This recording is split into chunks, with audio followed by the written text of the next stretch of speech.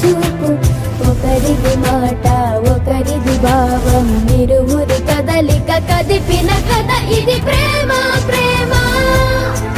తిరిగొచ్చే తీయగా ఇది ప్రేమ ప్రేమ, ఎదురొచ్చే హాయిగా ఇది మనసుని తడిపిన క్షణము కదా.